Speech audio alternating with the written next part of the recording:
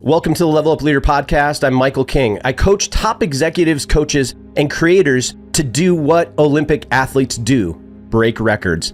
I work with innovators, disruptors, and humble change makers to build stronger teams, better systems, and turn big visions into real execution. Today's guest is Paul Baltes, Director of Communications at Nebraska Medicine, and his story is loaded with lessons for leaders who want to lead well when the pressure is on. From the Ebola outbreak to the heart of the COVID crisis, Paul didn't manage communications. He built trust, created clarity, and helped lead one of the country's most respected health systems through the chaos. Let's get into it.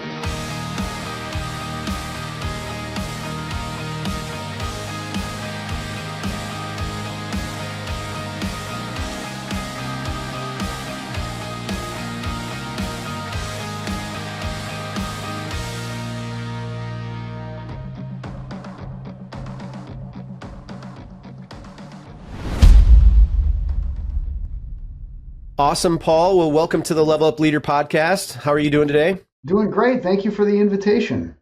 Absolutely. I'm so pumped to be able to have you on this. And we have some mutual friends, and you're making an impact here locally in Nebraska. And I thought, man, you'd be really, really great to get on to the podcast. So I appreciate you making some time. Well, I appreciate that, and I appreciate being included in the list of other great leaders you've interviewed before too. So I'm really honored to be here.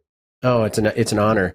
We're going to dive right in, and we're going to have some fun with this journey as we go today. But I really want people to get to know your story and your experience, because you started in journalism, working as a reporter, an anchor, and a producer before transitioning into communications. Tell us a little bit about your story, but more importantly, like what led to that shift, and how has your background in media shaped how you lead today? Yeah, thanks. Yeah, I started out in like you said, in TV journalism and working in a small town. My first job out of college was I was the bureau guy in El Centro, California, which is part of the Yuma, Arizona market. So I was kind of what they call a one-man band. Now they call it a multimedia journalist. But back in the day, it was, one guy with a camera on the shoulder and a tripod and a truck. And, but that helped set the stage and guided my work ethic, and moved into other roles within the TV journalism space, and ended up moving from Arizona to Indiana to Omaha, Nebraska, which has been home now for a long time for me. Oh, that's awesome. So what led from the shift from being in news media and things like that to now being in communications? Sometimes it's just those opportunities that come around. And I had been at the NBC station in Omaha for a few years, and was nearing the end of my contract, and was weighing my options of whether I wanted to stick around, look for another job. There's some people that say that being in the news business, like being in the military, you move every few years. And I grew up in a military family, so I kind of had that. I kind of have that baseline as this is what you do. It's been 2 or 3 years, time to ease on down the road. But a really great opportunity came up at the time, the Nebraska Medical Center, doing media relations. And I had a former colleague who was in a similar role there, and she invited me to apply for the role, and I was fortunate enough to get it. And I always said it still is the best PR job in town, maybe the best PR job in the region. And when I started at the Med Center and was doing media relations at the lead coordinator level, not in a management role, it was everything I liked about being a journalist, with the stuff that I had kind of grown to tolerate / not love as much. Mm-hmm. And the biggest thing I think it provided was a pathway into learning new things, growing as a leader, and really broadening my horizon. So it was sort of one career reached its natural end, and I opened up into this big new field of opportunity. Powerful. I love it. Was there a defining moment when you realized in the middle of all that you needed to level up your leadership? Yeah, it was when the opportunity came along. And again, some of that's just good fortune and good luck, and some of it's knowing when to jump on that opportunity that presents itself. And it was I had been in the coordinator role for upwards of 5 years, and the organization was going through a pretty significant change where we were basically creating a new organization, merging a bunch of our operations into a new structure, new brand, and they really needed somebody to help lead the internal communications part of it. And so I was fortunate enough again to apply for and receive that promotion, and stepping away from something that I was pretty accustomed to doing and felt like I was pretty good at it, into doing something new, a new corner of communications. Instead of focusing outwardly to the public, I'm now talking inwardly to our employees and fellow colleagues. And it was, it's a bit of a walk the plank, and you're doing that new field along with doing it in a leadership role. So now I've got people on a team that I'm managing, and I'm doing all of the manager things and learning to do that while at the same time kind of getting my feet wet with learning a new part of communications. Holy cow. Yeah, those are big shifts in totally different environments too. What type of did that have a kind of like a jostling or a startling effect on who you are as a leader? Yeah, it did. And anybody who's gone from an internal promotion where you go from sitting next to somebody one day and becoming their manager the next day, that can be a little jarring. And that, I think it has its challenges and its advantages. You're a known commodity, but also you're a known commodity. And oh yeah. But so there was jostling there. And then there was also obviously a higher level of responsibility at a time of great change for this big organization is, don't get this wrong. A lot of people counting on you. Yeah, I get it. So before I became an executive coach, I was an executive pastor in the local church. And so when I moved to Nebraska, it was probably 2009, and I came here not necessarily that it wasn't like my big life dream to land in Nebraska. It was something that was a little bit more of like, I feel like Nebraska chose me, Yeah, that's a really good way to put it. I feel the same way. If you had said in 2005 that, hey, you're still going to be here in 20 years, your kids are going to be all grown up and you're going to be living in Omaha doing great, I would have had some questions probably. It was, Omaha chose me too. It's been great to us. Yeah, so so my time at the church, I came on as the music person and kind of like the artist in residence type of thing, but I had the responsibility of leadership and developing systems and structures and strategies without the title, and so eventually I was asked to kind of take that internal promotion to be.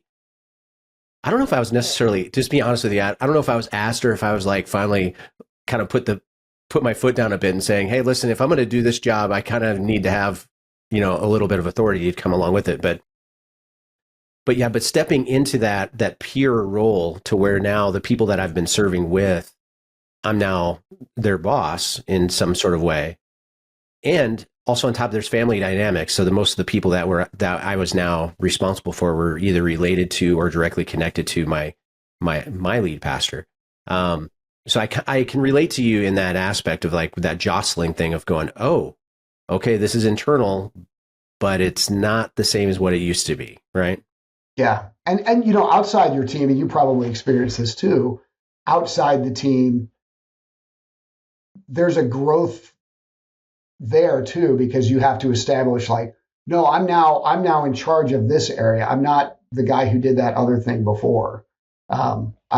I'm now in charge of this, and I have a different responsibility. And there's some building that has to go there, and you have to build trust with other people that I'm in this position now, and I'm the right person to be in this role, and I trust you. You got to trust me. Oh, that's brilliant. Now, talking about trust, did you just feel that really, really good segue I just did there? Felt it. Wasn't that good? I mean, that was. But we are talking a little bit about the power of trust because in our pre-interview, you said, we were talking about this level up leader tip. And here's what you said. You said surrounding yourself with the right people and then trusting them to do your job is the big leadership tip for leveling up. How have you seen this play out in your leadership role at Nebraska Medicine? I think it's in everything we do. And obviously I work in the part of healthcare where I don't see patients. I don't have anything to do with patient care, but that is built into everything we do. And I've learned a lot about that, building trust from folks in our senior leadership roles and our executive offices are big on that. They talk about it all the time. And I heard our CEO mention something very, very much like, I'm not saying I ripped it right off from him, but it's part of the influence of being around really smart people, is learning what has been effective for them. And it's something I've heard from folks in those roles, which is, you can't do everything. And the higher up you get in leadership, the less you're going to know about every other thing that happens. And so that's where I think that surrounding yourself with people you trust and letting them do their jobs is vital. And that goes back to the day I was hired as a coordinator. The person who hired me said, I trust you to do your job. You're in that job. Go do it. Let me know if you need anything. And, there are countless examples of that. And I know it happens every day across the healthcare space, but, I think in the communications realm, I think of a couple of really big examples of that over the time that I've been at Nebraska Med. And that, we activated our biocontainment unit for Ebola patients in 2014. That was a huge deal at the time. People, the pandemic, the more recent pandemic has overshadowed that, I think, and some people may have forgotten that happened. But at the time, it was a huge deal. There was a huge communications load on it. And to the credit of the organization that I work for, they understood the value and the importance of good communications. And so we early on decided that there was going to be one person who was going to be our point of contact. And we carried that through when COVID started too. But I think, some organizations may default to having somebody in a senior executive role do that. Like, you're the chief whatever officer, you're going to be the person who is the face of this and the conduit for information. We had somebody at the coordinator level, a peer, a colleague of mine at the time, and he was interfacing with the family and the patients and the clinical team and the academic team and some of our government partners. As you can imagine, there was, alphabet soup of government agencies that were really important involved with that response. And so we had one person who was handling communications at the center of that. And it was exceedingly effective and would not have worked without the trust of the entire organization saying, you're good at this. We've practiced this. Now go do it. Yeah. So now, for those that are listening that might not be familiar with Nebraska Medicine's leadership infrastructure, when you said we trusted somebody at the coordinator level to be the primary media contact, the implications on that statement are pretty big, especially because of how big the organization is. But coordinator isn't necessarily the highest level of responsibility on your team, right? No, but it's an incredibly important role because the way our department is structured, and I'm within the marketing and communications department, and we have people at coordinator and strategist levels who are regularly interfacing with senior executive, patients, physician leaders, other organizations, and in this case, it was every media outlet in the world. Wow. The BBC calls or Fox News calls, or you get direct calls from people's names because you've read their stuff or seen them on television. They go to this one person. So that's a ton of trust. That's huge. That's huge. Was there anything specifically different about it when you guys went into COVID-19? Yeah, we had done it before. And so okay. we knew what to expect, and kind of saw the writing on the wall of how much this was going to be an impact to people. And we talked, there's probably a LinkedIn post of mine from February of 2020 that basically says it was a picture of a news conference we had, a conference room filled with news media. And people in military uniforms. We were involved with early responses before it reached pandemic level. And there are just a million stories there. But I had posted something to the effect of, "Hey, hospitals, PR people, are you ready? This could be you tomorrow." Oof. It turns out that I didn't know quite what, I knew some of the communications that we were going to deal with early on when we were still hoping that it could be something of a contained event. But that was the thing that I think played out in every hospital around the world, not just in Nebraska or the United States. It was everywhere for everyone. Oh, absolutely. And you don't really necessarily know what your organization's made of until you have to go through It's a great point. Traumatic communications exercise, right?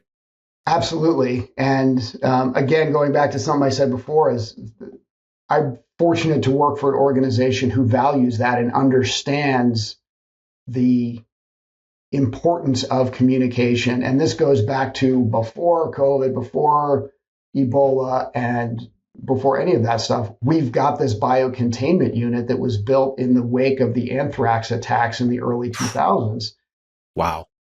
The medical director at the time, who is a brilliant physician who's since retired, but he understood at the time that if we ever get to a point where we have to activate this unit because of a public health risk, communications are going to be vital. So whenever they did a drill, we were there participating as the communications and PR people, while the nurses and physicians and respiratory therapists are zipping up into their moon suits and, practicing how they're going to get patients in and out of the unit.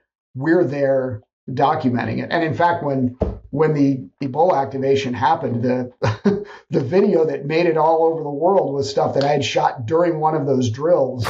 ABC News had called and said, "Hey, do you have any video of what your biocontainment unit looks like if it were to be activated?" And it was like, "Actually, it's on YouTube if you want to go look for it." Oh, wow. Yeah. That's incredible. Can you believe that we're approaching almost 5 years since the beginning of COVID? Yeah, well, yeah, definitely. And for us, it's, it really started early in 2020 because of our role as this infectious diseases center, that we had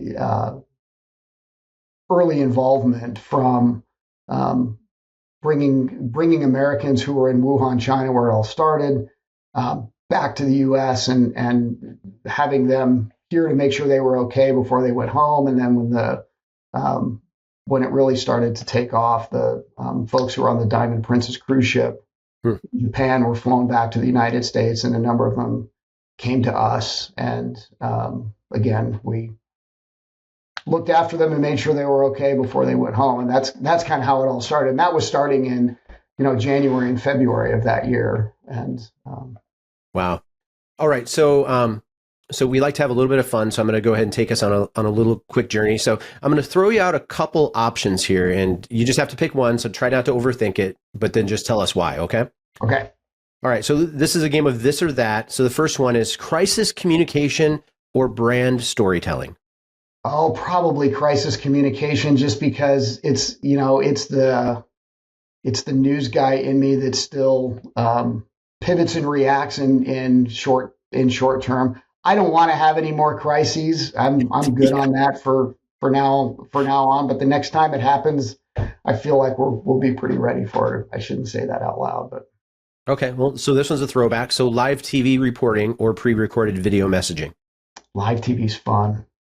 Isn't that fun? It is fun. Yeah, it's fun. It's a bit of a high wire act, but I'll take it. All right, I love it. So data-driven strategy or gut instinct? Data-driven strategy. And I know that's kind of a departure from, I feel like I'm shooting from the hip on a lot of this stuff, but that's another thing I've learned over my years at Nebraska Medicine is it lights away like a runway in the dark. It shows you where to go. I really have, and I'm a guy who, I was like really bad at math. Sort of picked my first career because there was no math. Yeah. And so I've since earned an MBA and learned how to do some math, but it for for making strategic decisions, there's nothing like listening to your audience and having them tell you what's working. Yeah, absolutely. We even our executive coaching approach for teams, we use tons of science and tons of data in order for us to be able to optimize teams. And I don't know if I could do what we do. I know there's some other coaches out there that go off of more theory and idealized principles, but knowing that we actually have a science-based product, man, it just helps us do our job so much more efficiently. Totally. So I love that. All right. So public speaking or behind the scenes strategy? Public speaking. Let's go.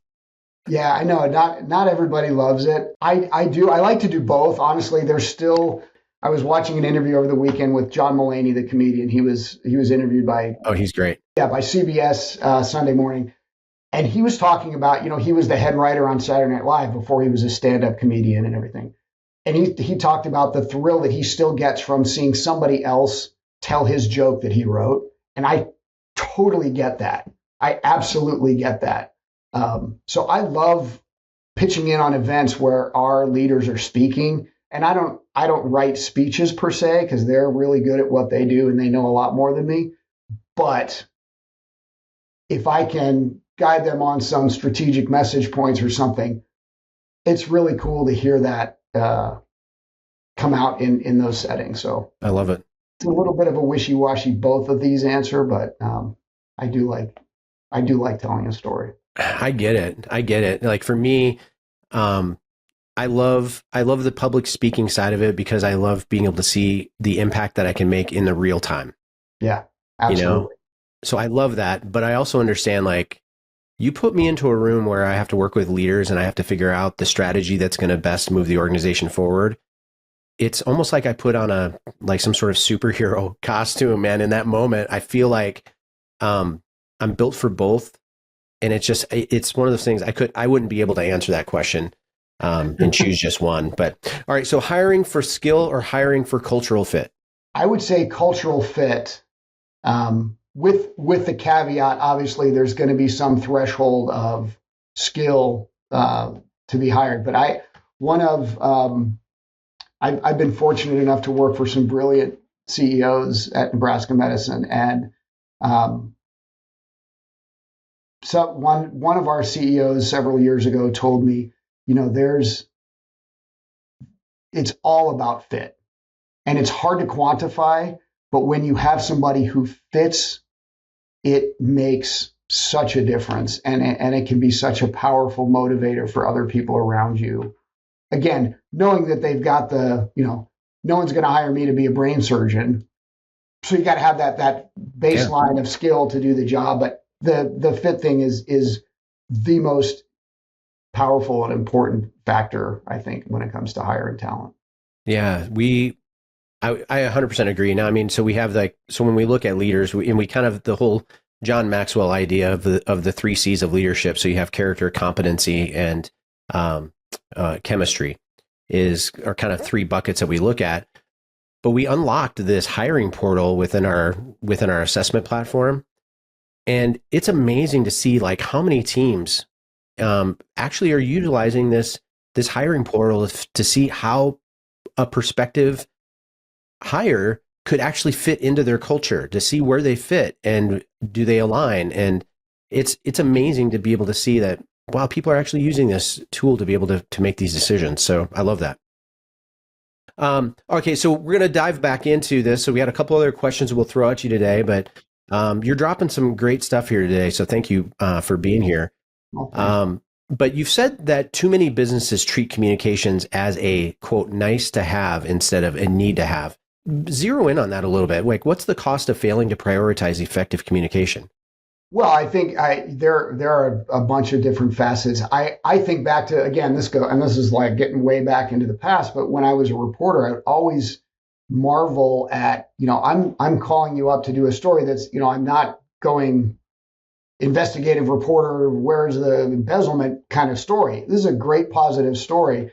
And people are like, I don't want to do it. Like, I'm calling with, hello, free publicity department here. Would you like to learn more? And so, like, in that respect, there are people leaving money on the table. I think, most about it now from the internal communications and employee engagement space. And we've done a lot of work with our human resources people team in the last couple of years to work on employee engagement, because it's such a vital tool for a company's success. And not, I'm not just talking Nebraska Medicine, not just talking healthcare. I think everybody in every business would want to work with people who want to be there, who feel like their work is important. They feel engaged in what they do. They're going to be better at their work. They're going to be less likely to leave the organization. And there's a huge communications component to that, to telling the stories of what's happening, making people feel connected to their work. And so that's the kind of thing that I feel like in years past might have been, no, we can do some communications. We can do an employee newsletter. We'll talk to the media if the phone rings, maybe. But having it as part of a business strategy is really important nowadays. There's so much competition for talent, so much competition for hiring, and so much of that is tied to an organization's bottom line and ability to do what they do effectively. I've said this time and time again, and you just said it so much better and eloquently than I've ever said it. But the idea that your internal communication strategy has to be just as strong or greater than your external marketing strategy. And without having that internal communication strategy, you're leaving so much on the table for how your organization is viewed externally, and even how people engage with it internally. Yeah. And so I love what you just said on that. So how can great internal communication impact retention and company culture? Oh, I think it's helping people feel valued in the work that they do. And I think, a lot of that goes back to trust, right? It's I trust you to do your job. And then when you do it, I'd love to say thank you. I would love to recognize the work that it's doing. So we do that through storytelling. I mean, we kind of run our internal communications department almost like a small media outlet, where we do a daily publication, in addition to all of the other internal communications functions that we have of, there's some marketing and branding components to it. But where we see the biggest bang is in the stories we tell every day about the work people are doing. Oftentimes we share that publicly too, because it's a great story to share outside. We do these town hall type forums once a month. And during the early days of COVID, we're doing them every week, and people really valued that. But we do those every month. It's become an accepted, trusted place to go to get information. And part of that trust, again, is built on the fact that it's not just a one-way communication. It's not just the CEO standing on a box with a bullhorn saying, hear ye, here's what's going on. It's people from around the organization sharing important kind of need to know information. But then we leave a ton of time for questions where people can ask, hey, what about this topic or that topic? And it reduces the power dynamic between, the chief nursing officer or CEO or chief of HR, between somebody who may be new in an entry-level position. They're free to ask, and they're encouraged to ask that question without, fear of, oh my gosh, what are they going to say if I ask a question? It's part of the cultural expectation that people ask questions. Yeah, and it definitely it just brings everything down to a relational level, to where it eliminates fear within your ecosystem. So that's brilliant. Now, every leader has a challenge that they're working through, and I'm assuming that you're no different. What is the biggest leadership hurdle that you're facing today? For me, it's time.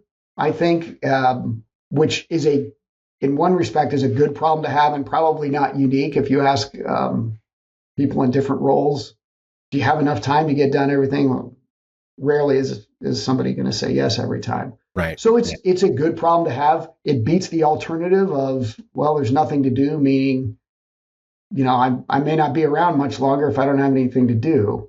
But it requires us to be really strategic with the limited resources that we have.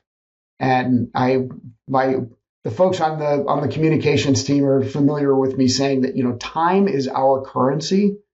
So I don't want to spend a lot of time doing things that don't have a high strategic priority. That they're also fond of me saying everybody's the star of their own movie. So when somebody comes to me and says, "Hey, I need to communicate this. It's super important."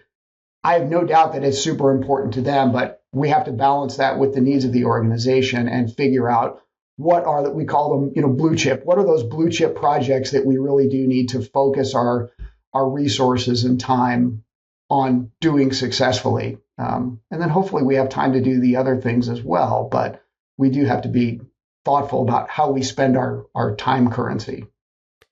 That's so important. One of the things that we were talking with one of our leaders about earlier today on a coaching call is we use the now, never, next big priority buckets. Yeah. And one of the things that we found with our highest performing CEOs and C-suite players was that the people that are performing really well, they're able to kind of quarantine their now bucket to about 30% of their energy. So they never allow the things that they're committed to on a day-to-day basis to take up more than 30%. And that number, when I first start talking about that, most people they usually call me on it to say, I don't know how that's possible. But then after I explain the whole system, but if you think about it though, so 30% of dealing with your now, but then 60% of your energy thinking about what's coming up next, so what can I do to make sure that I'm having a bigger impact as a leader? What can I do to make sure that my brand is being felt? How can I make sure that I'm attracting the right business, the right clients, the right leaders into my team? Does that make sense? Absolutely. And I think leaders can help set the tone too with the folks on their team with whom they work. The idea is not to fill your calendar up with all these projects and get to 100%. And all of my time is spent doing stuff. You have to allow some flex time, not to twiddle your thumbs or, do online shopping, but to think ahead of build some strategy time into those projects and okay, I'm going to get done with this and then what? And I think for leaders, it's even more important because you've got all of the personnel management side of that goes along to it of looking for growth projects for folks on your team and, strategic ideas for the organization you work for. Oh, absolutely. And if you're not careful, you're going to find that you just don't have the bandwidth to make decisions as far as the things that are no longer effective and your time is being committed to it. Yep. Very true. So you have to have that flexibility in it. So, all right, very good. So this has been a cool conversation. But before we wrap up, tell our listeners a little bit where they can connect with you and learn more about what's happening at Nebraska Medicine. I always encourage people to follow us on social media. We're on the usual platforms, and it's great storytelling. So there are people like me who spent some time in the journalism ranks, a lot of time, and say, I shudder to think if we gathered up all of our time collectively, the people who are building these stories. So it's not, boring hospital content. You're going to see some inspiring, interesting, and hopefully some beneficial things that people will learn something about ways that they can improve their health. I always encourage people to subscribe to our consumer newsletter. There's great tips that come in your email box, and that's if you just go to nebraskamed.com, you can sign up for that. It's real information from real physicians and nurses and health experts. Yeah, absolutely. And to everybody else that's listening, check out the show notes. There'll be links for Paul's contact information and his LinkedIn right there in the show notes section. So, but finally, one last question. What's the one thing leaders should do today to level up their communication strategy? I think going back to what we talked about through this is think about the trust factor. Think about the communications you're doing either on an individual level or on a broad corporate level. Are you leaving opportunities behind, leaving money on the table, as the phrase goes? But are you leaving anything behind when it comes to using those communications to accomplish your goals as a individual leader, as a department leader, as an organization, as a company? And are you doing everything you can to build trust with your customers, with your colleagues, and your employees? That's a wrap on my conversation with Paul Baltes. And if you're paying attention, you probably picked up on a few things that are pretty stinking powerful. He said this: surround yourself with people that you trust and then build that trust with them. That's not fluff. That's leadership. When the pressure is high and the stakes are real, you don't rise to the occasion. You rise to the level of the team that you're invested in. So the big level up leader takeaway is that trust is not given, it's actually built. And that starts with showing up, listening well, and reminding people that what they do matters. If this episode challenged or inspired you, do me a favor. Please like, subscribe, and follow wherever you get your leadership content. YouTube, Spotify, Apple Podcasts, it's all there. And as always, keep leveling up.